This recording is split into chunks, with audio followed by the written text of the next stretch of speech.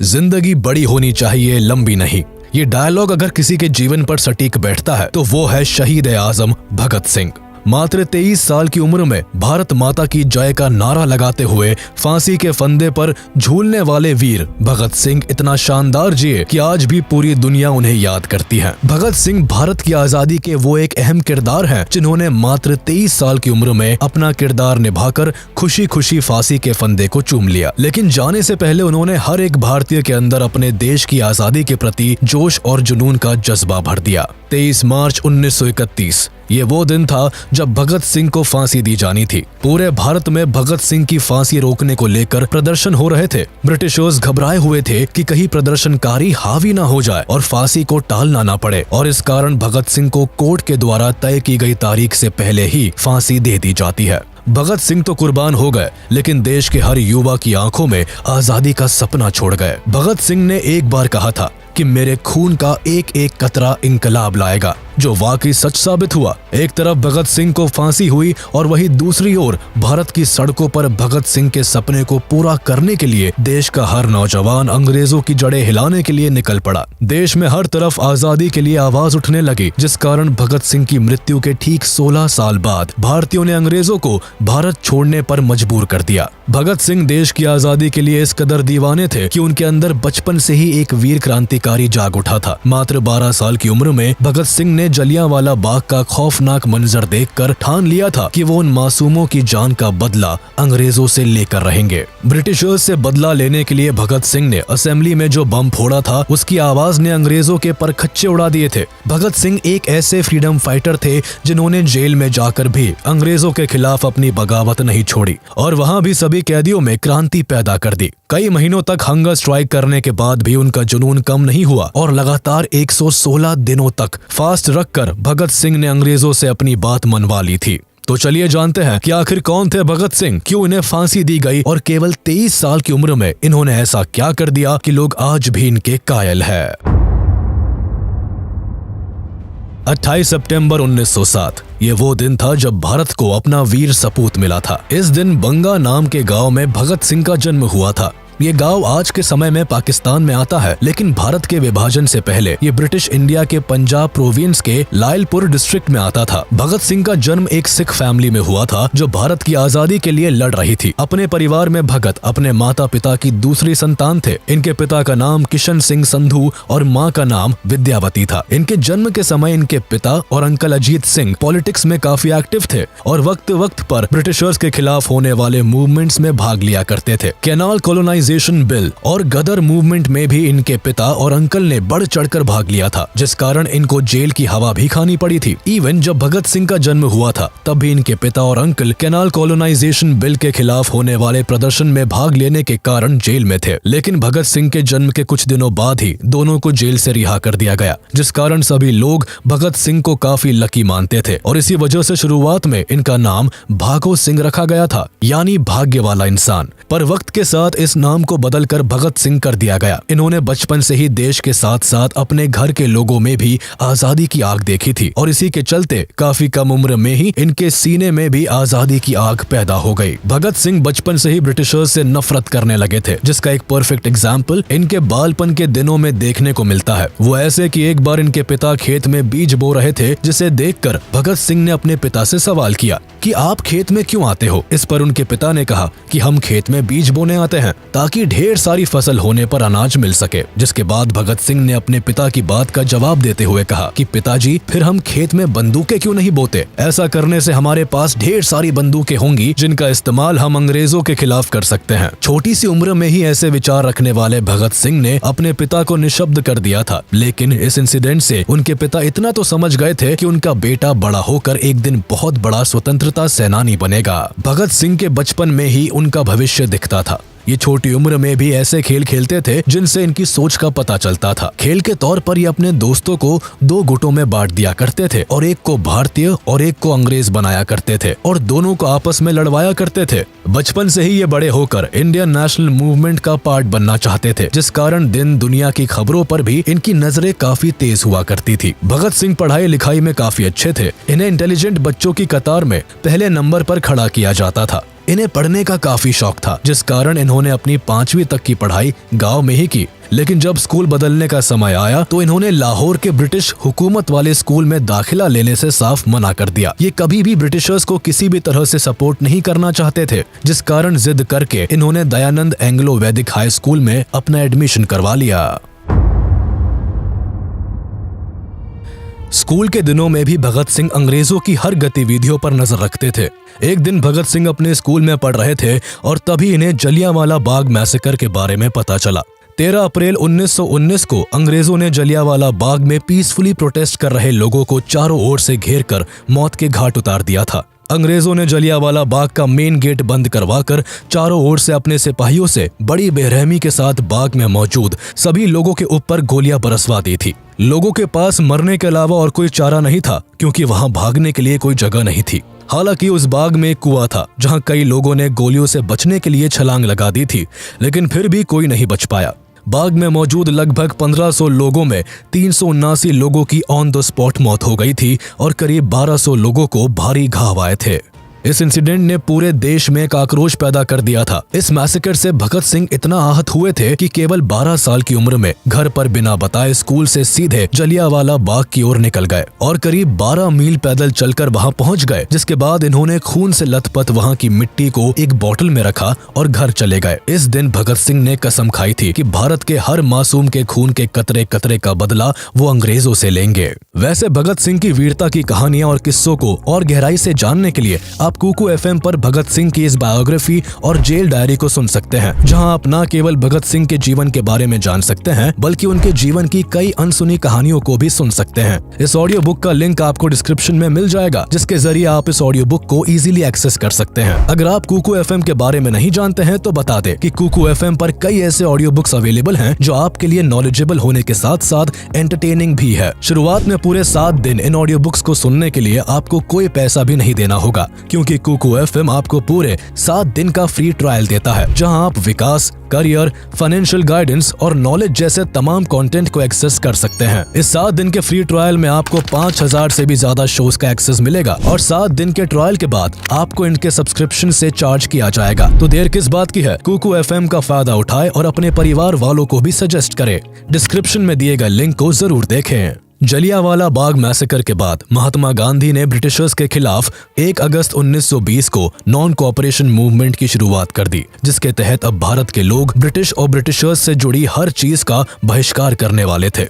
इस मूवमेंट में गांधी जी ने साफ कर दिया था कि स्वराज ही उनका अल्टीमेट गोल है। वो किसी भी कारण से ब्रिटिशर्स के नीचे अब दबने के लिए तैयार नहीं थे। इस मूवमेंट को पूरे भारत की ओर से सपोर्ट मिला। इसके तहत ब्रिटिश प्रोडक्ट से लेकर ब्रिटिश टाइटल और ऑफिसेस तक का बॉयकॉट किया जाने लगा। भगत सिंह भी गांधी जी के इस मूवमेंट से काफी प्रभावित हुए और उन्होंने गांधी जी के इस मूवमेंट को पूरे जोरों शोरों से सपोर्ट किया। भगत सिंह न केवल खुद बल्कि अपने दोस्तों को भी इस मूवमेंट में पार्ट लेने के लिए प्रोत्साहित किया करते थे। उन्होंने ब्रिटिशर्स द्वारा बनाए गए सामानों को जलाना शुरू कर दिया। वो सरेआम ब्रिटिश स्पॉन्सर्ड बुक्स को भी आग लगा दिया करते थे। कुल मिलाकर भगत सिंह को अब तक लगने लगा था कि ब्रिटिशर्स को गांधी जी ही हरा सकते हैं और अब भारत को जल्दी ही आजादी मिलने वाली है। लेकिन तभी एक इंसिडेंट होता है जो भगत सिंह को पूरी तरह से तोड़ देता है। दरअसल नॉन कोऑपरेशन मूवमेंट के समय सड़कों पर लोग ब्रिटिशर्स के खिलाफ अनआर्म्ड रहकर नारे लगाते थे। बेशक ब्रिटिशर्स को ये बात अच्छी नहीं लगती थी, जिसके लिए वो कई तरह के पैतरे भी आजमाते थे। एक बार इसी तरह नॉन कोऑपरेशन मूवमेंट के दौरान एक भीड़ नारे लगाती हुई एक पुलिस स्टेशन के पास पहुंच जाती है, जहां पुलिस वाले भारतीयों को नारेबाजी न करने के लिए धमकाते हैं। लेकिन जब भारतीय नहीं मानते तो पुलिस वाले उन पर गोलियां चला देते हैं, जिसमें कई लोग मारे जाते हैं। अपने लोगों को मरता देख भीड़ बेकाबू हो जाती है। ये देख पुलिस वाले डर के मारे पुलिस स्टेशन के अंदर जाकर छिप जाते हैं, जिसके बाद पूरी भीड़ पुलिस स्टेशन को ही आग के हवाले कर देती है। इस इंसिडेंट को चौरी चौरा कांड के नाम से जाना जाता है, जिसमें कुछ भारतीयों के साथ पूरे 23 पुलिस वाले मारे जाते हैं। अब गांधी जी को इसके बारे में पता चलता है तो वो फौरन नॉन कोऑपरेशन मूवमेंट को वापस ले लेते हैं। मूवमेंट वापस लेने के कारण भगत सिंह के साथ भारत के कई लोगों को काफी बुरा लगता है। कोई नहीं चाहता था कि इतना आगे आकर अब पीछे जाया जाए।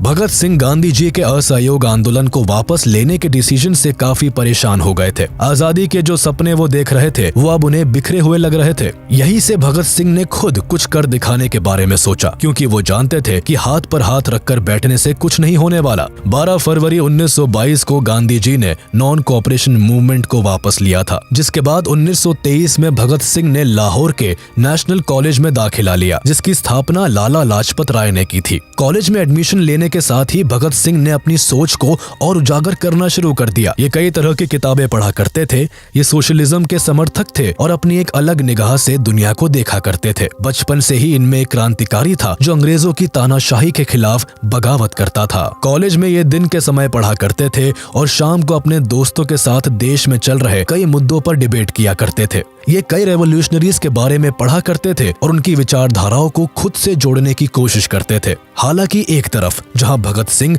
देश के लिए खुद को समर्पित कर चुके थे, तो वहीं दूसरी ओर इनके घर पर इनकी शादी की बातें भी चलने लगी। लेकिन भगत सिंह का इस वक्त शादी में कोई इंटरेस्ट नहीं था। वो केवल और केवल अपने देश के लिए काम करना चाहते थे, जिस कारण उन्होंने अपने परिवार वालों से साफ कह दिया था कि अगर आजादी से पहले मेरी शादी होती है तो मौत ही मेरी दुल्हन होगी। ये सुनने के बाद भगत सिंह के माता पिता को बहुत ठेस पहुंची, लेकिन वो समझ चुके थे कि उनका बेटा अब देश की आजादी की राह पर निकल गया है। शादी वाले इंसिडेंट के बाद भगत सिंह ने अपना घर छोड़ दिया और वो कानपुर रहने के लिए चले आए। यहाँ भगत सिंह बंगाल रेवोल्यूशनरी पार्टी को ज्वाइन करने के लिए आए थे। लेकिन 1924 में जब भगत सिंह कानपुर आए तो उन्होंने राम प्रसाद बिस्मिल और सचिंद्र नाथ सान्याल के द्वारा बनाई गई हिंदुस्तान रिपब्लिकन एसोसिएशन को ज्वाइन कर लिया। इस एसोसिएशन के प्राइमरी ऑर्गेनाइजर चंद्रशेखर आजाद थे, जिनसे कुछ समय में ही भगत सिंह की काफी अच्छी बनने लगी थी। भगत सिंह काफी कम वक्त में ही आजाद के चहेते बन गए थे। कानपुर में ही भगत सिंह की गणेश शंकर विद्यार्थी से मुलाकात हुई, जो एक मशहूर पत्रकार और स्वतंत्रता सेनानी थे। गणेश शंकर ने भगत सिंह को अपने पीरियोडिकल ऑफिस में काम पर रख लिया। इनका प्रताप नाम का एक साप्ताहिक पत्र भी निकला करता था, जिसमें भगत सिंह ने बलवंत के नाम से लिखना शुरू कर दिया। प्रताप में सिंह कई और ग्रेट रेवोल्यूशनरीज की ऑटोबायोग्राफीज को लिखा और ट्रांसलेट किया करते थे।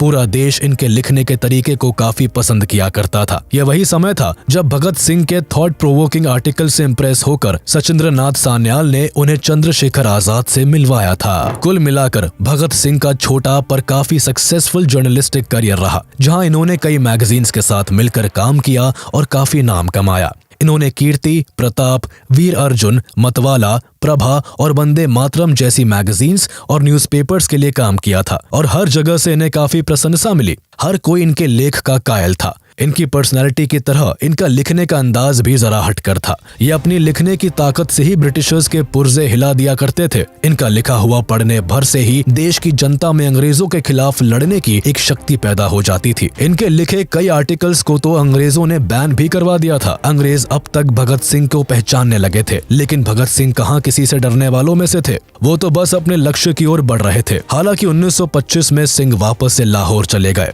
दरअसल भगत सिंह की ग्रैंड मदर की तबीयत अचानक काफी बिगड़ गई थी, जिस कारण उन्होंने अपने घर का रुख लिया। लेकिन यहाँ भी वो अकाली दल की मीटिंग्स को सपोर्ट किया करते थे। हालांकि अभी तक भगत सिंह किसी ऐसी ऑर्गेनाइजेशन से नहीं जुड़े थे जो ब्रिटिशर्स के खिलाफ सख्त कदम उठाए या उनका बॉयकॉट करे, और इसी कारण मार्च 1926 में भगत सिंह और उनके कलीग्स ने एक यूथ ऑर्गेनाइजेशन की स्थापना की, जिसे नौजवान भारत सभा का नाम मिला। इस ऑर्गेनाइजेशन को ओरिजिनली लाहौर में एस्टैब्लिश किया गया था, लेकिन इसको अमृतसर से ऑर्गेनाइज किया जाता था। नौजवान भारत सभा का मेन एम भारत के यूथ्स को जगाना था। इस सभा की मदद से भगत सिंह पंजाब के यंग स्टूडेंट्स एंड वर्कर्स को नेशनलिस्ट एंड रेवोल्यूशनरी आइडियोलॉजीज की ओर बढ़ा रहे थे। इस सभा को बनाने का आइडिया भगत सिंह को अमृतसर के एक prominent freedom fighter doctor Satyapal ने दिया था। वक्त के साथ लोग इस सभा के बारे में जानने लगे और इसे ज्वाइन करने लगे। कई प्रोमिनेंट पॉलिटिकल एक्टिविस्ट ने भी इस सभा को ज्वाइन किया था। शुरुआत में सभा को केवल लाहौर से ही ऑपरेट किया जाता था, लेकिन कीर्ति किसान पार्टी के साथ एक यूथ कॉन्फ्रेंस में ये डिसाइड हुआ कि सभा का हेडक्वार्टर अब लाहौर से अमृतसर शिफ्ट कर दिया जाएगा। कुछ समय बाद नौजवान भारत सभा और कीर्ति किसान पार्टी ने एकजुट होकर मिलकर गरीब किसानों के अपलिफ्टमेंट के लिए काम करना शुरू कर दिया। साथ ही ये जनता के बीच जस्टिस एंड एगैलिटेरियनिज्म का मैसेज भी फैलाने लगे। ये वही समय था जब भगत सिंह ने कीर्ति किसान पार्टी को ज्वाइन किया था। इसके बाद अप्रैल 1926 में भगत सिंह की मुलाकात सोहन सिंह जोश से हुई, जो अमृतसर के एक noted peasant leader and freedom fighter रहे थे। भगत सिंह इनके साथ मिलकर काम करने लगे और कुछ ही समय में इन्हें मर्ज्ड पार्टी का प्रेसिडेंट बना दिया गया। सोहम सिंह भगत सिंह के विचारों से सहमत थे और इसी कारण उन्होंने भगत सिंह की वर्कर्स एंड पेजेंट्स पार्टी से बातचीत करवाई, जो एक गुरुमुखी लैंग्वेज मंथली मैगजीन कीर्ति को पब्लिश करती थी। सिंह ने इस मैगजीन के लिए लिखना शुरू कर दिया और अगले 1 साल तक भगत सिंह जोश के साथ काम करते रहे, जिस दौरान इनकी सभा ने लोगों के बीच अपनी आइडियोलॉजी को फैलाने के लिए कई पैम्फलेट्स और ट्रैक्ट्स पब्लिश किए और कॉलोनियल गवर्नमेंट के अनजस्ट मेजर्स के खिलाफ डेमोन्स्ट्रेशंस ऑर्गेनाइज किए। भगत सिंह कीर्ति में एक से बढ़कर एक एंटी कॉलोनियल आर्टिकल्स लिखा करते थे, जिस कारण कुछ ही समय में भगत सिंह ब्रिटिशर्स की आंखों का कांटा बनने लगे। यही नहीं, भगत सिंह की आइडियोलॉजी और लेख से भारत के यूथ पर उनका काफी इन्फ्लुएंस पड़ने लगा, जो ब्रिटिशर्स के लिए एक बड़ी परेशानी बनने लगी थी। ब्रिटिशर्स कैसे भी करके भगत सिंह को रोकना चाहते थे, लेकिन इसके लिए उनके पास कोई रास्ता नहीं था। लेकिन हमेशा से छल कपट के सहारे अपना काम निकालने वाले ब्रिटिशर्स अपना रंग दिखाते हैं और 1927 में भगत सिंह को अरेस्ट कर लेते हैं। अरेस्ट के समय ब्रिटिशर्स 9 अगस्त 1925 को हुई काकोरी ट्रेन रॉबरी और अक्टूबर 1926 में हुए लाहौर बॉम्बिंग में भगत सिंह के शामिल होने का इल्जाम लगाते हैं। दरअसल काकोरी एक्शन को करवाने की जिम्मेदारी हिंदुस्तान रिपब्लिकन एसोसिएशन HRA लेता है और उस समय भगत सिंह भी इस ऑर्गेनाइजेशन के पार्ट थे, जिस कारण उन्हें अरेस्ट करना ब्रिटिशर्स के लिए आसान बन गया था। हालांकि काकोरी एक्शन की प्लानिंग एंड एग्जीक्यूशन करने का काम राम प्रसाद बिस्मिल, अशफाकुल्ला खान और चंद्रशेखर आजाद जैसे कई लीडर्स ने किया था। कुछ समय बाद काकोरी कॉन्स्पिरेसी ट्रायल में राम प्रसाद बिस्मिल सहित 4 लोगों को फांसी और 16 लोगों को आजीवन कारावास की सजा सुनाई गई थी। लेकिन ब्रिटिशर्स के पास भगत सिंह के खिलाफ ना कोई ठोस सबूत थे और ना ही कारण, जिस वजह से अरेस्ट के कुछ समय बाद ही भगत सिंह को 60,000 रुपए का भुगतान करने के बाद छोड़ दिया गया था। जेल से रिहा होने के बाद भगत सिंह ने एक बार फिर चंद्रशेखर आजाद से मुलाकात की। दरअसल काकोरी एक्शन में चंद्रशेखर आजाद ब्रिटिशर्स की पकड़ से भागने में सफल रहे थे, लेकिन अब उनके पास कुछ नहीं बचा था, क्योंकि काकोरी एक्शन में HRA के कई बड़े लीडर्स अरेस्ट हो गए थे और HRA बुरी तरह से बिखर गई थी। पर भगत सिंह ने आजाद को एक नई उम्मीद दी और दोनों ने मिलकर HRA को एक बार फिर नए सिरे से शुरू करने के लिए जी जान लगा दी। HRA के रिफॉर्मेशन के लिए सितंबर 1928 में दिल्ली के फिरोज शाह कोटला में एक सीक्रेट मीटिंग हुई, जिसमें बंगाल, बिहार और पंजाब के रेवोल्यूशनरी ने भाग लिया, जिसके बाद फाइनली HSRA यानी हिंदुस्तान सोशलिस्ट रिपब्लिकन एसोसिएशन की फॉर्मेशन हुई। इस एसोसिएशन पर भगत सिंह का काफी ज्यादा इन्फ्लुएंस था, जिस कारण एसोसिएशन से जुड़े सभी मेंबर्स एंटी ब्रिटिश थे। इस समय भारत में साइमन कमीशन का बड़े जोरों शोरों से विरोध हो रहा था। दरअसल 1928 में ही ब्रिटिश गवर्नमेंट के द्वारा भारत में एक कमीशन बैठाया गया, जिसका मेन काम भारत की पॉलिटिकल सिचुएशन पर रिपोर्ट तैयार करना और ब्रिटिश गवर्नमेंट को सौंपना था। लेकिन परेशानी ये थी कि इस कमीशन में एक भी भारतीय शामिल नहीं था और इसका हेड भी एक ब्रिटिशर यानी जॉन साइमन था। इसी वजह से देश में कुछ एक्टिविस्ट ग्रुप ने इस कमीशन के खिलाफ प्रोटेस्ट करना शुरू कर दिया। देखते ही देखते ये प्रोटेस्ट पूरे भारत में फैल गए और हर कोई साइमन गो बैक के नारे लगाने लगा। इस समय लाला लाजपत राय एक ऑल पार्टी प्रोटेस्ट को लीड कर रहे थे, जो साइमन कमीशन के अगेंस्ट काम कर रहा था। पूरे भारत में हो रहे प्रोटेस्ट ब्रिटिशर्स को नहीं भा रहे थे, जिस कारण इसी समय ब्रिटिशर्स कुछ ऐसा करते हैं जिसका भगत सिंह पर काफी असर होता है और इसी के कारण भगत सिंह पहली बार किसी ब्रिटिशर के खिलाफ कलम की जगह हाथ में बंदूक तान लेते हैं।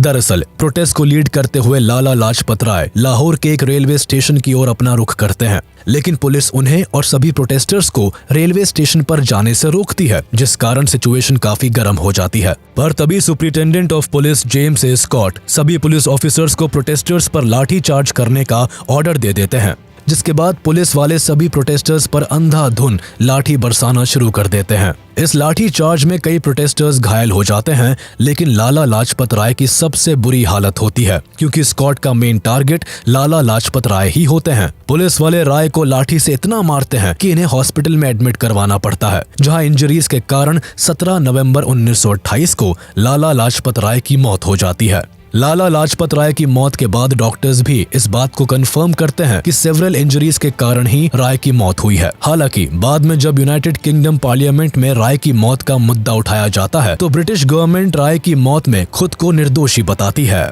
लाला लाजपत राय की मौत ने भगत सिंह को अंदर से झकझोर कर रख दिया था। भगत सिंह अब हर हाल में ब्रिटिशर्स से बदला लेना चाहते थे और इसी बदले की आग में फाइनली भगत सिंह और उनके सभी रेवोल्यूशनरी साथियों ने मिलकर जेम्स ए स्कॉट की हत्या करने की योजना बनाई। इस योजना को बनाने के लिए भगत सिंह और सभी क्रांतिकारियों ने एक मीटिंग रखी जिसमें यह तय हुआ कि अब फाइनली ब्रिटिशर्स को अपने किए हुए का चुकाना पड़ेगा। इस बैठक में स्कॉट के मर्डर का प्लान बनाने में राजगुरु, सुखदेव, चंद्रशेखर आजाद और जय गोपाल जैसे क्रांतिकारी भी शामिल थे। स्कॉट के मर्डर प्लान में HSRA के भी सभी मेंबर्स ने साथ दिया था। प्लान के मुताबिक भगत सिंह के साथ सभी क्रांतिकारियों को पुलिस स्टेशन के पास छिपकर स्कॉट के स्टेशन से बाहर निकलने का इंतजार करना था और जैसे ही स्कॉट स्टेशन से बाहर आते वैसे ही उन्हें गोली मारकर भाग जाना था। लेकिन असल में प्लान जैसा बनाया गया था वैसा एग्जीक्यूट नहीं हो पाया और एक बड़ी गलती हो गई। 17 दिसंबर 1928 को भगत सिंह और उनके सभी साथी प्लान के हिसाब से पुलिस स्टेशन के आसपास खड़े होकर स्कॉट का इंतजार करने लगे। ऑपरेशन के हिसाब से भगत सिंह और राजगुरु की जिम्मेदारी स्कॉट को मारने की थी और चंद्रशेखर आजाद का काम केवल इन दोनों को कवर देने का था। जय गोपाल को इस प्लान का हिस्सा इसलिए बनाया गया था क्योंकि उनके अलावा कोई स्कॉट को नहीं पहचानता था। सभी स्कॉट के पुलिस स्टेशन से बाहर निकलने का इंतजार कर रहे थे। जय गोपाल वही पास में बैठकर एक साइकिल पर चेन चढ़ा रहे थे। उनका काम केवल स्कॉट को आइडेंटिफाई करने के बाद इशारा देने का था। अब जैसे ही स्टेशन से एक पुलिस ऑफिसर बाहर निकला तो सब चौकन्ने हो गए और जय गोपाल ने भगत सिंह को इशारा कर दिया, जिसके बाद उस पुलिस ऑफिसर पर पहली गोली राजगुरु ने चलाई और फिर बाद में भगत सिंह ने। गोली लगने के बाद जब तक भगत सिंह समझ पाते कि उन्होंने गलत आदमी पर गोली चलाई है तब तक काफी देर हो चुकी थी। दरअसल जय गोपाल हड़बड़ाहट में स्कॉट को पहचान ही नहीं पाए थे और उन्होंने इशारा करके जिस ऑफिसर पर गोली चलाने को कहा वो स्कॉट नहीं बल्कि ASP जॉन पी सॉन्डर्स थे। कई गोलियां लगने के कारण जॉन पी सॉन्डर्स की मौके पर ही मौत हो गई। सॉन्डर्स के मर्डर के कारण भगत सिंह और उनके सभी साथियों को पकड़ने के लिए पुलिस ने अपनी सर्च ऑपरेशन तेज कर दी और शहर के सभी एंटर और एग्जिट पॉइंट्स को ब्लॉक करवा दिया, जिस कारण भगत सिंह का पुलिस की नजरों से बचकर भाग निकलना काफी मुश्किल हो गया था। इसलिए भागने के लिए भगत सिंह एक प्लान बनाते हैं जिसे एग्जीक्यूट करने के लिए 19 दिसंबर 1928 को सुखदेव HSRA के मेंबर प्रोफेसर भगवती चरण वोहरा की वाइफ दुर्गावती देवी को बुलाते हैं जो भगत सिंह की भागने में मदद करती है। प्लानिंग के हिसाब से राजगुरु और भगत सिंह को लाहौर से एक ट्रेन पकड़नी थी जो भटिंडा होते हुए कलकत्ता जाती। इस दौरान भगत सिंह अपना पूरा लुक बदल लेते हैं। एक पंजाबी होने के बाद भी भगत सिंह अपने बाल और दाढ़ी कटवा लेते हैं। इनका अटायर भी वेस्टर्न होता है। वही सुखदेव भगत सिंह के नौकर बनते हैं और दुर्गा भाभी भगत सिंह की वाइफ। भगत सिंह और सुखदेव सेफ्टी के लिए अपने पास एक रिवॉल्वर भी रखते हैं, जिसके बाद फाइनली सभी भागने में सफल होते हैं। ब्रिटिशर्स की नजरों से भागने में सफल होने के बाद कुछ समय तक भगत सिंह शांत रहते हैं, जिसके बाद वो ड्रामा की मदद से ब्रिटिशर्स के खिलाफ लोगों को खड़ा करने की कोशिश करते हैं। वो लोगों को इंस्पायर करने के लिए फ्रीडम फाइटर्स की कहानियां सुनाया करते थे, जिसमें अधिकतर रेवोल्यूशनरीज शामिल रहते थे। वो राम प्रसाद बिस्मिल और अगस्टे वेलेंट जैसे बड़े रेवोल्यूशनरीज के बारे में लोगों को बताते थे। अगस्टे वेलेंट एक फ्रेंच एनार्किस्ट थे जिन्होंने पेरिस में चेंबर ऑफ डेप्यूटीज में बॉम्ब फेंका था। भगत सिंह को ब्रिटिशर्स के बनाए गए पब्लिक सेफ्टी बिल और ट्रेड डिस्प्यूट बिल से परेशानी थी। पब्लिक सेफ्टी बिल के हिसाब से ब्रिटिशर्स बिना रीजन बताए किसी को भी अरेस्ट कर सकते थे और ट्रेड डिस्प्यूट बिल के तहत श्रमिक गतिविधियों को समाप्त करने और स्ट्राइक्स पर रोक लगाने की बात कही गई थी। इन बिल्स के कॉन्सिक्वेंसेस को देखते हुए असेंबली ने इन दोनों ही बिलों को रिजेक्ट कर दिया, लेकिन वाइसरॉय ने अपनी स्पेशल पावर्स का इस्तेमाल करके बिल्स को रिजेक्ट करने के बाद भी इसे लागू करने की योजना बना ली थी। भगत सिंह इसके सख्त खिलाफ थे, जिसके लिए उन्होंने सेंट्रल लेजिस्लेटिव असेंबली में एक बॉम्ब एक्सप्लोजन करने का प्लान बनाया। शुरुआत में जब भगत सिंह ने HSRA के सामने ये प्लान पेश किया तो HSRA का कोई मेंबर नहीं चाहता था कि भगत सिंह इस प्लान का हिस्सा बने, क्योंकि अगर वो इस प्लान में शामिल होकर असेंबली में बॉम्ब फेंकते तो ब्रिटिशर्स पहले सॉन्डर्स के मर्डर और फिर असेंबली बॉम्ब केस में भगत सिंह को फांसी दे देते। हालांकि काफी डिस्कशन के बाद ये डिसाइड हुआ कि भगत सिंह असेंबली बॉम्बिंग का हिस्सा बनेंगे, अब चाहे इसके लिए उन्हें अरेस्ट और एग्जीक्यूट ही क्यों ना होना पड़े। भगत सिंह का मानना था कि आजादी उनका मकसद है और आजादी केवल बोलने से नहीं मिलती बल्कि उसके लिए लड़ना भी पड़ता है। वो जानते थे कि अगर उन्होंने इस प्लान में पार्टिसिपेट किया तो उनका वापस जिंदा बचकर आना नामुमकिन है। लेकिन जन्म से ही रेबेलियन भगत सिंह कहाँ पीछे हटने वाले थे। वो तो खुशी खुशी इस प्लान में शामिल होने के लिए रेडी हो गए और HSRA के सभी मेंबर्स को भी मना लिया। इस प्लान को एग्जीक्यूट करने से पहले भगत सिंह ने कहा था कि अगर मेरी जान चली भी गई तो मेरे बाद भारत के हर घर से एक भगत पैदा होगा जो आजाद भारत के लिए ब्रिटिशर्स को मार भगाएगा। फाइनली वो दिन आता है जब भगत सिंह और बटुकेश्वर दत्त दिल्ली असेंबली बॉम्बिंग के लिए तैयार होते हैं। 8 अप्रैल 1929 को भगत सिंह और बटुकेश्वर दत्त चलते सेशन के बीच पब्लिक गैलरी से असेंबली चैम्बर में 2 बॉम्ब फेंकते हैं। इन बॉम्ब्स का मकसद किसी को मारने का नहीं होता, इसी कारण इन्हें खाली जगहों पर फेंका जाता है। बॉम्ब से पूरी असेंबली में धुआं हो जाता है और इसकी आवाज भी काफी तेज होती है, जिस कारण असेंबली में मौजूद सभी लोगों को कुछ समझ नहीं आता और वो इधर उधर भागने लगते हैं। इस समय भगत सिंह और बटुकेश्वर दत्त चाहते तो भाग सकते थे, लेकिन वो ऐसा नहीं करते हैं, बल्कि वही खड़े होकर जोर जोर से इनकलाब जिंदाबाद का नारा लगाते हुए कई पैम्फलेट्स हवा में उड़ाने लगते हैं, जिन पर लिखा था कि बहरों को सुनने के लिए धमाके की जरूरत होती है।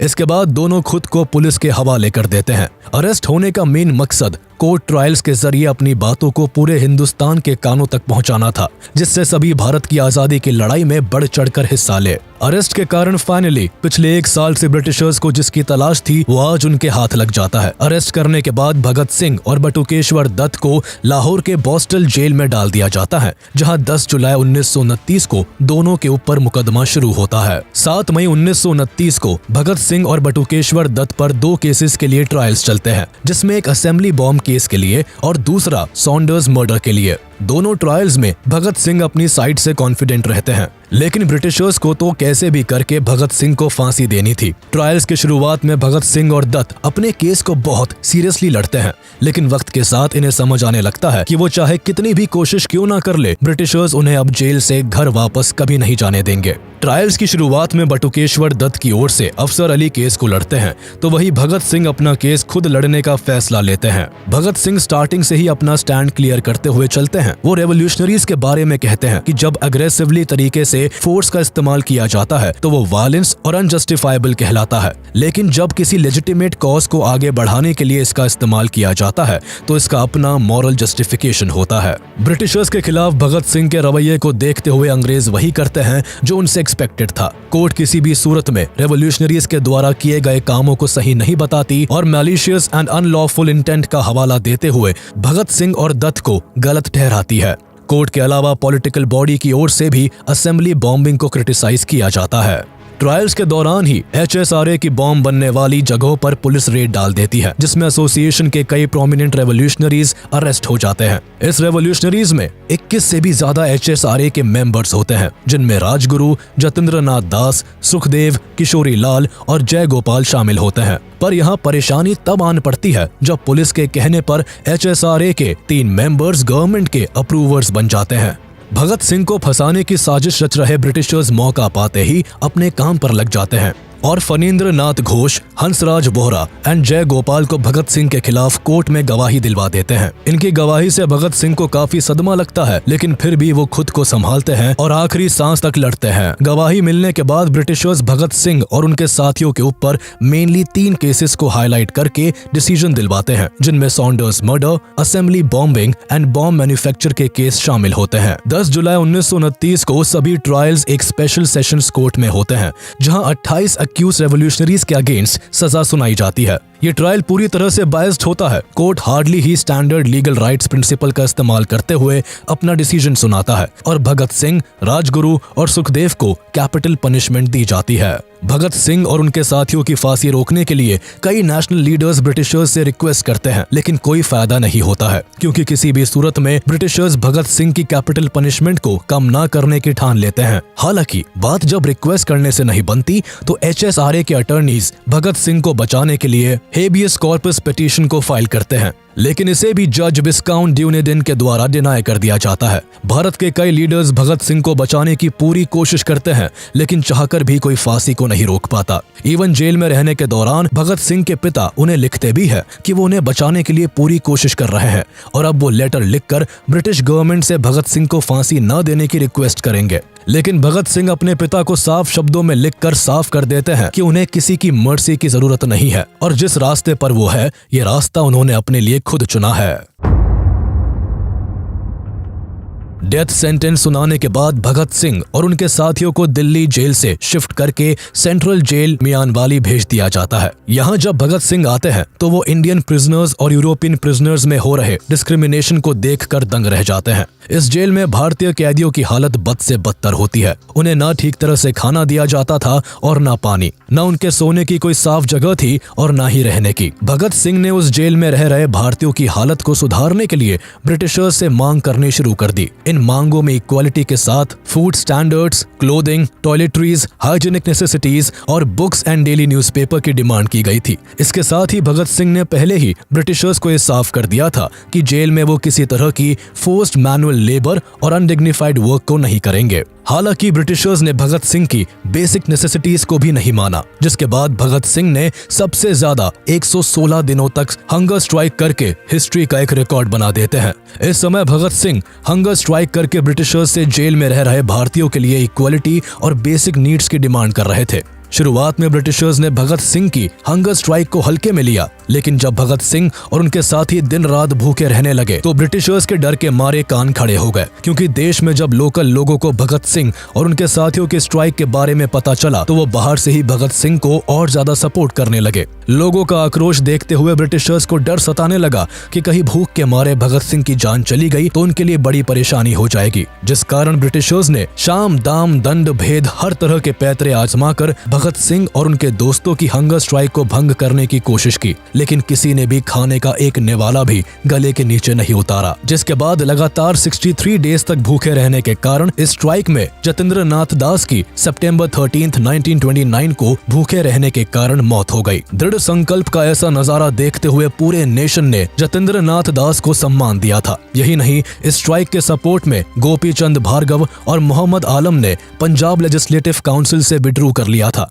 वही पंडित जवाहरलाल नेहरू ने ब्रिटिश गवर्नमेंट को लाहौर कैप्टिव्स में इनह्यूमन ट्रीटमेंट करने के लिए उन्हें क्रिटिसाइज किया था। साथ ही नेहरू ने सेंट्रल असेंबली में लाहौर कैप्टिव्स के साथ हो रहे इनह्यूमन ट्रीटमेंट को रोकने के लिए एक एडजर्नमेंट मोशन भी स्पॉन्सर किया था। न्यूज़पेपर्स में लगातार लाहौर एंड अमृतसर में मास मीटिंग्स की खबरें छपने लगी थी। इतने सपोर्ट को देखते हुए ब्रिटिशर्स ने लोगों को रोकने के लिए सेक्शन 144 को इम्पोज कर दिया। इतना ही नहीं, जवाहरलाल नेहरू खुद सेंट्रल जेल विजिट करते हैं और भगत सिंह के साथ सभी स्ट्राइकर्स से मिलकर उन्हें सपोर्ट करने का वादा करते हैं। वही उस समय मोहम्मद अली जिन्ना भी स्ट्राइकर्स को सपोर्ट करते हैं और भरी असेंबली में उनके फेवर में बोलते हैं। लोगों का भरपूर सपोर्ट और दास की मौत के बाद ब्रिटिशर्स समझ जाते हैं और फाइनली भगत सिंह की शर्तों को एक्सेप्ट कर लेते हैं, जिसके बाद पूरे 116 दिनों बाद भगत सिंह और उनके सभी साथी 5 अक्टूबर 1929 को अपना हंगर स्ट्राइक तोड़ते हैं। सजा सुनाए जाने के कारण भगत सिंह को अपना भविष्य पता था। अब वो लगातार जेल के लोगों के साथ आराम से रहते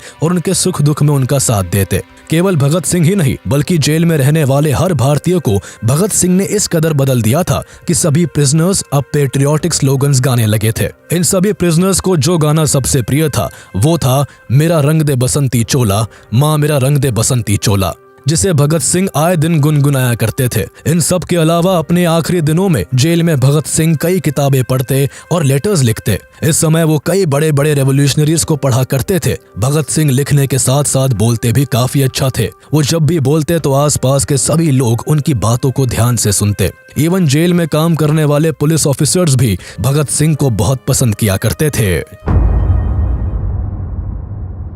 फाइनली अब वो दिन आ जाता है जब भगत सिंह को इस दुनिया से अलविदा कहना पड़ता है, लेकिन देश अभी भी भगत सिंह को विदाई देने के लिए तैयार नहीं था, जिस कारण अभी भी जोरों शोरों से चारों ओर भगत सिंह को बचाने के लिए हर कोई अपनी पूरी कोशिश में लगा हुआ था। 24 मार्च 1931 को भगत सिंह और उनके साथियों को फांसी देनी थी, लेकिन पूरे भारत में भगत सिंह के सपोर्ट में हो रहे प्रोटेस्ट को देखकर ब्रिटिशर्स डर जाते हैं और तय की गई तारीख से एक दिन पहले ही उन्हें फांसी देना तय किया जाता है। जिसके बाद फांसी का जब समय होता है तो जेलर भगत सिंह को जेल से लेकर फांसी देने वाली जगह पर लेकर जाने के लिए आते हैं, पर तब भगत सिंह कहते हैं कि मुझे थोड़ा वक्त दो, मेरी किताब का आखिरी पन्ना बचा है। अभी एक क्रांतिकारी दूसरे क्रांतिकारी से भेंट कर रहा है। दरअसल इस समय भगत सिंह लेनिन की बायोग्राफी को पढ़ रहे थे। थोड़ी देर में भगत सिंह किताब का आखिरी पन्ना पढ़ने के बाद जेलर के साथ जाने के लिए तैयार हो जाते हैं। जेलर भगत सिंह, राजगुरु और सुखदेव को फांसी देने के लिए ले जाता है, जहां भगत सिंह अपने हाथों और आंखों को ना बांधने की डिमांड करते हैं। ब्रिटिशर्स भगत सिंह के हाथों को तो नहीं बांधते, लेकिन आंखों पर काली पट्टी को बांध देते हैं, जिसके बाद 23 मार्च 1931 की शाम को ठीक 7:30 पर भगत सिंह, राजगुरु और सुखदेव को फांसी दे दी जाती है। तीनों फांसी के फंदे को चूमकर इनकलाब जिंदाबाद का नारा लगाकर इस दुनिया से हमेशा हमेशा के लिए अलविदा कह जाते हैं। इन तीनों देश प्रेमियों का बलिदान भारत के हर यूथ को एक नई दिशा देता है और अब हर नौजवान भारत के फ्रीडम स्ट्रगल में बढ़ चढ़कर हिस्सा लेता है। भगत सिंह ने केवल तब के यंगस्टर्स को ही इंस्पायर नहीं किया, बल्कि आज के यूथ में भी भगत सिंह के लिए बेहद प्यार और इज्जत भरी है। आज का यूथ भी भगत सिंह को अपनी इंस्पिरेशन मानता है। आज भगत सिंह, राजगुरु और सुखदेव की याद में हर साल 23 मार्च को देश शहीद दिवस मनाता है। हम आशा करते हैं कि आपको हमारा वीडियो पसंद आया होगा। आगे हम और भी ऐसे ही इन्फॉर्मेटिव वीडियोस आपके लिए लाते रहेंगे। तब तक के लिए हमारा वीडियो लाइक कर दे और ऐसे ही इंटरेस्टिंग वीडियोस के लिए हमारे चैनल को सब्सक्राइब कर ले।